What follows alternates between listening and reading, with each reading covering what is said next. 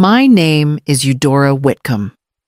I'm 65, widowed, and after a lifetime of careful planning, I thought I knew the rhythm of my own life. I've always prided myself on being steady, deliberate, the kind of woman who notices small details and remembers them years later. Yet nothing in my 65 years had prepared me for the sight that greeted me as my taxi pulled up the familiar streets of Charleston. The air smelled faintly of salt and azaleas, a spring breeze brushing past the oak-lined sidewalks. Houses I had passed 1,000 times looked the same, yet somehow different. Some freshly painted, some with new landscaping, subtle reminders that life had continued without me. My heart beat faster, a mixture of relief and anticipation swelling in my chest. In my mind, I pictured the welcome I'd longed for, the familiar creak of my front door, the warmth of a home I had built with my late husband, Anthony. When we pulled up in front of my own house, nostalgia and anxiety tangled inside me. I grabbed my cane and reached for the door, expecting at least a nod, a smile, something to tell me that my absence hadn't erased my place in this world. Instead, Olivia was there, blocking the threshold, her face unreadable. "It's no longer yours," she said flatly. "Don't come in." The words slammed into me like a physical blow. My hand froze on the doorknob, and for a heartbeat, the world blurred. My home, the place Anthony and I had painstakingly restored over 3 decades, was gone. My chest tightened, disbelief clawing at me. I stared at her, searching for some hint of jest, some softening in her eyes. But there was none. The air felt impossibly heavy. My mind raced, trying to understand, trying to make sense of a reality that felt impossible, yet was undeniably true. I lowered my head, gripping my cane so tightly that my knuckles whitened, and took a tentative step back. The street felt both familiar and alien. I realized with a sinking certainty that nothing about this return would be easy. Olivia didn't move as I finally stepped inside the foyer, her posture stiff and controlled. On the marble table, a neat stack of papers lay waiting, stamped and signed. "These are the documents," she said, her tone sharp and clipped. "Everything is legal. You don't need to worry." I stared at the sheets, my hand trembling as I reached for the top one. The words blurred, at first a tangle of legal jargon and signatures that somehow belonged to me. My eyes caught my own name multiple times. It couldn't be. It shouldn't be. I sank into the nearest chair, the cane leaning against the table, and tried to retrace how this could have happened. Only a month ago, I had been in a hospital bed groaning through the pain of recovery from hip surgery. Olivia had offered to handle minor matters, the bills, the grocery deliveries, the scheduling of routine maintenance. I had trusted her completely. It seemed harmless then, and I had believed she would keep things simple. I had handed over small responsibilities without reading every note or signature she pressed into my hands. Now, the stack of papers before me revealed that that trust had been weaponized. Power of attorney, financial authorizations, transfers I had never authorized, commitments I had never agreed to. My own signature, or a version of it, had been used to move my home into someone else's hands. My pulse surged, a hot, angry rhythm that shook my chest. How could I have been so naive? I folded my hands over the documents, pressing them to my lap, feeling the weight of betrayal settle like a stone in my stomach. Anger and disbelief collided, sharp and relentless. My home, the sanctuary Anthony and I had built over decades, had been taken while I was vulnerable, unable to speak for myself. I thought of the late nights I had spent balancing accounts, reviewing statements, guarding our savings. All that care, all that effort undone. And yet, beneath the ache, beneath the betrayal, a flicker of resolve began to spark. If they thought I would stand idly by, they had misjudged me entirely. I would not let a set of papers erase a lifetime of work. Slowly, deliberately, I began to consider my options, to plan my first steps. Every detail, every loophole, every ally I could call upon would matter. This was not the end. It could not be. I spent the next morning hunched over my laptop, the papers still spread across the dining table. My eyes darted from line to line of bank statements, tracking every withdrawal, every transfer. Some were small, almost innocuous, but others were staggering large sums moved into accounts I had never opened, held in names I didn't recognize. My stomach churned as I realized this wasn't a single lapse of judgment. It was systematic, carefully planned. Whoever had orchestrated this had known exactly where to start, exactly which doors to slip through while I was incapacitated. The house was eerily quiet around me, a stark contrast to the chaos these numbers represented.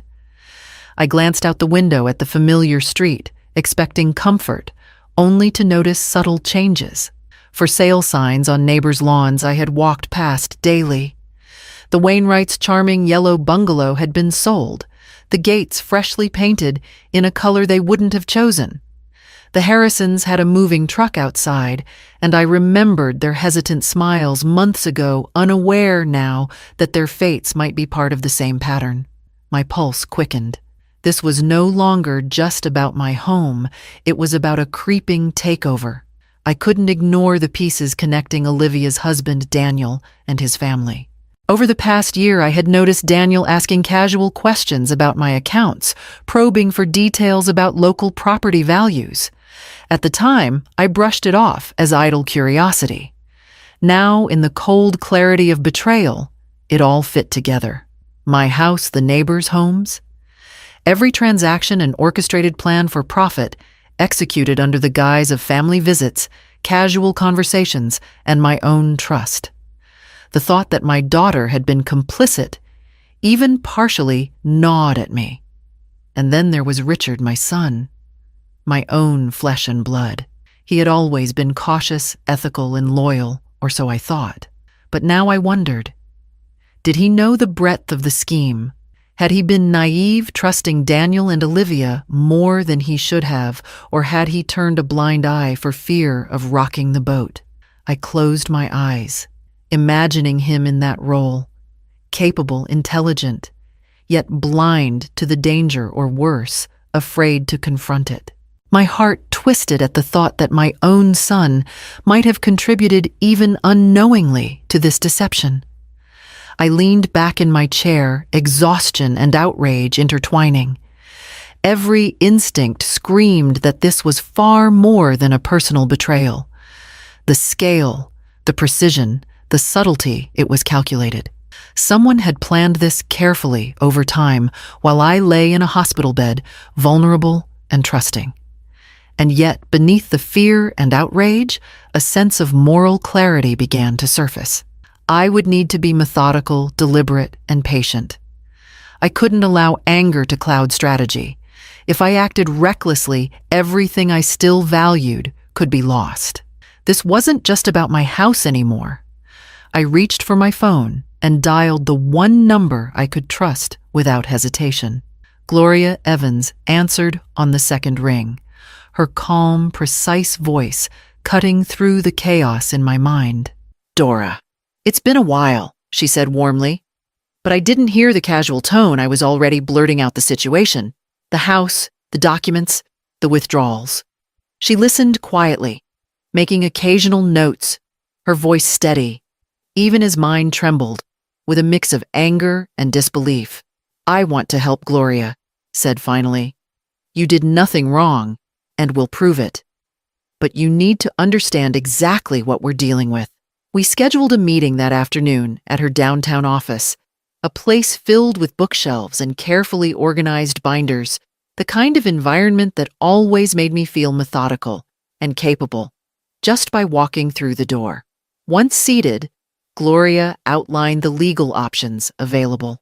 Power of attorney had been misused, yes, but there were limits to what Olivia could legally execute without explicit consent. Certain transactions could be challenged in court. The house transfer might be contestable if we could show coercion, deception, or misrepresentation. She reminded me to document every conversation, every discovery, every irregularity in my accounts. She emphasized patience. This was a chess match, not a sprint. We began gathering evidence immediately.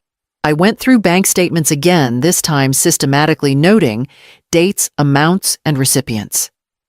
Gloria suggested requesting property records, cross-referencing ownership changes, and photographing physical alterations in the house. Every email, every signed document, every small discrepancy could become leverage. I felt a spark of control ignite within me. Each piece of evidence brought clarity. Each recorded anomaly, a small victory over the feeling of helplessness that had engulfed me. By the time the meeting ended, I was exhausted but strangely exhilarated. Gloria gave me one final piece of advice: anticipate their moves, but never show your hand. I left her office, thinking not of betrayal, but of strategy. For the first time since returning, I could envision a path forward. My home, my life, my dignity. They were not gone. They were waiting for me to reclaim them step by careful step. As I walked back to my apartment, I rehearsed every scenario in my mind. Entrances, confrontations, responses. The anger still simmered beneath the surface, but now it was channeled purposeful. This was no longer a story of helplessness. It was the beginning of action, deliberate and measured. Gloria and I had been sifting through property records and transaction histories for hours when the pattern emerged. Olivia's family wasn't acting randomly. They were systematically acquiring properties, buying from vulnerable homeowners, and flipping ownership through shell companies. Each transaction was calculated, precise, and far-reaching. My stomach churned as I realized the scope. My house wasn't just a personal target. It was the centerpiece of a predatory scheme, a foothold for controlling the surrounding neighborhood. I scrolled through the records, noting addresses 2, 3, 4 blocks away from my home. The Wainwrights, the Harrisons, even the elderly couple at the corner whose roses I had admired for decades. They were all being edged out, drawn into an intricate web designed to consolidate wealth and control. Fear gnawed at the edges of my resolve. This was no longer about personal betrayal. The community itself was at risk. And then there was Daniel, Olivia's husband.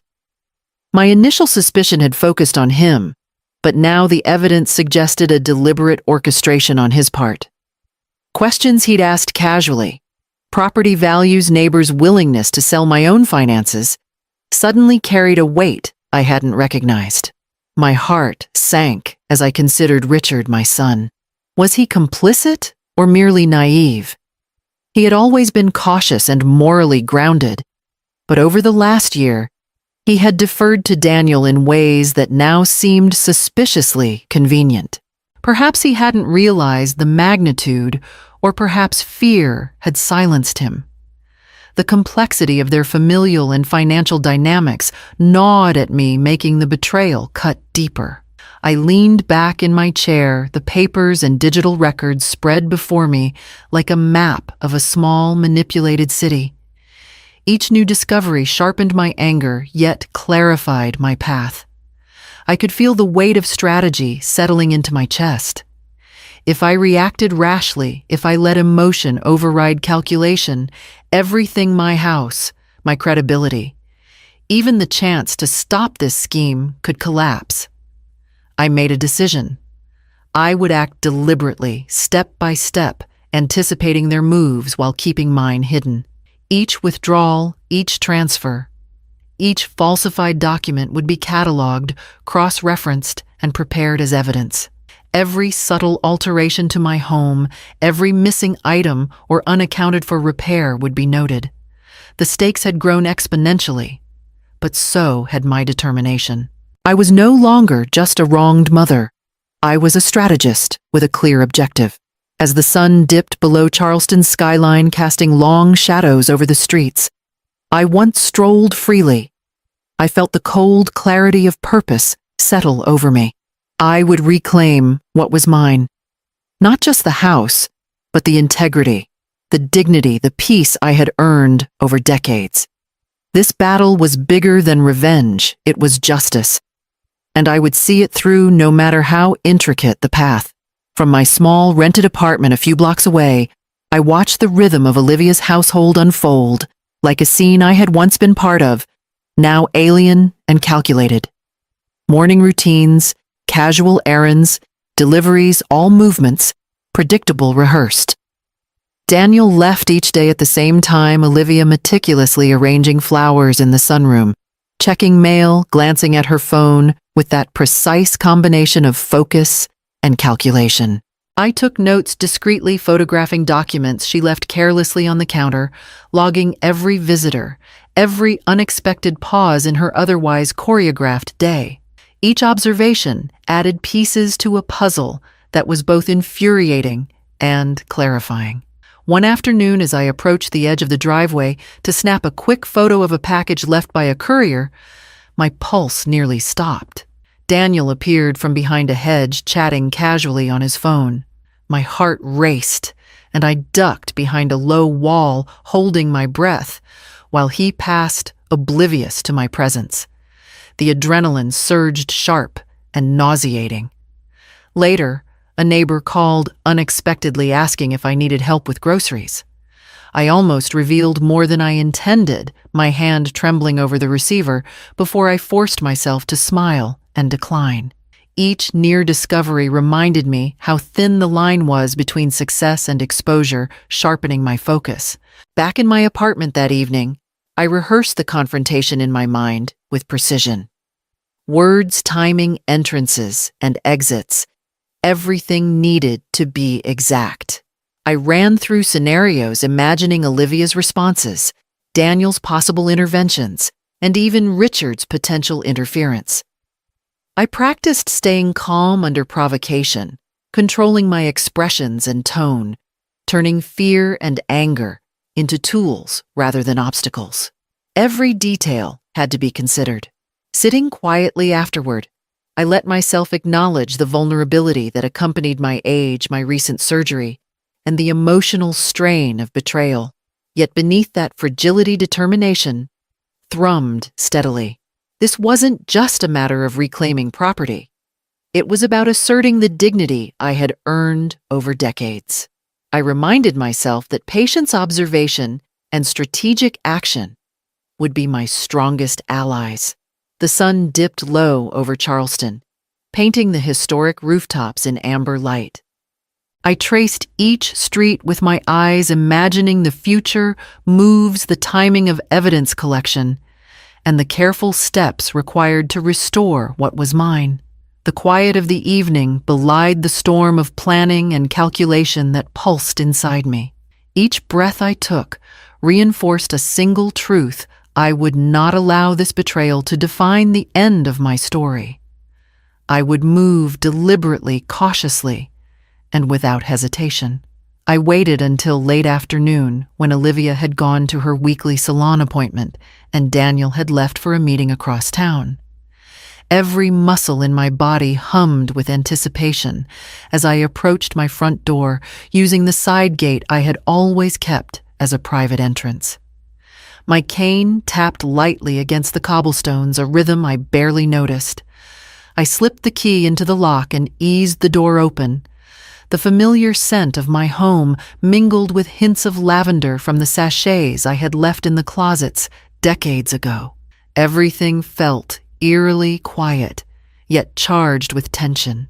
Inside, I moved carefully to the living room, where stacks of packages and unopened mail hinted at the household's normal routine.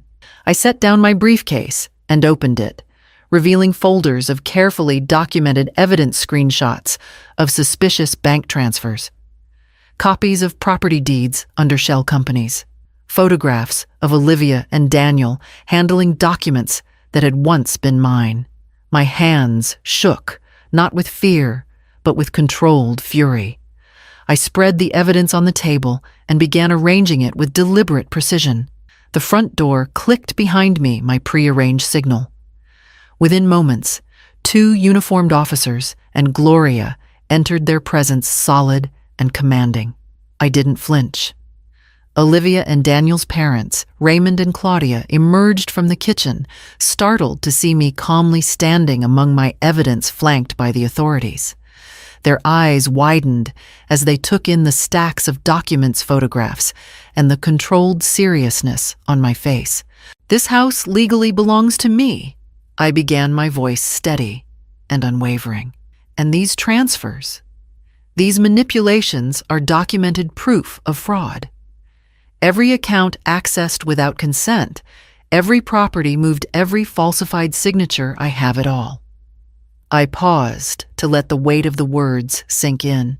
Gloria added the finer details, explaining how each transaction had violated legal standards and how the authorities were prepared to act. The room's atmosphere shifted from arrogance to palpable panic. Raymond stammered. Claudia gasped, and Olivia's face drained of color. Daniel froze mid-step. Their calculated composure, so carefully maintained for months, crumbled in an instant. The officers began securing the documents and recording statements, while I remained calm, observing the fear and disbelief I had waited so long to witness. For the first time since discovering the betrayal, I allowed myself to breathe fully. The power of preparation, patience, and meticulous planning had shifted the balance. I had reclaimed not just the house, but the authority and dignity stripped from me. Every stolen transaction, every forged signature, every moment of deceit had been met with clarity and strategic response. As the officers escorted the family from the house for questioning, I stood in the sunlight streaming through the windows. My home, my sanctuary, was mine again. Not because I had forced a fight with reckless anger, but because I had combined wisdom, patience, and determination. The relief was immense, almost surreal, yet beneath it, I felt a steady pulse of empowerment and moral vindication. I ran a hand over the polished wooden banister, listening to the quiet settle around me. The battle had been won, but more than that, I had reclaimed a sense of self that no deception could take. The house was my home, and for the first time in weeks, the space felt whole. The house smelled of polished wood and faint lavender, a comforting reminder of decades spent here with Anthony. I moved carefully through each room, taking note of what had been disturbed and what remained untouched. My jewelry, recovered from a safe deposit box, glittered quietly on the dresser. Family photos, some slightly askew, were returned to their frames. I unpacked boxes of linens, books, and personal mementos, each item a small victory, reclaiming what was rightfully mine.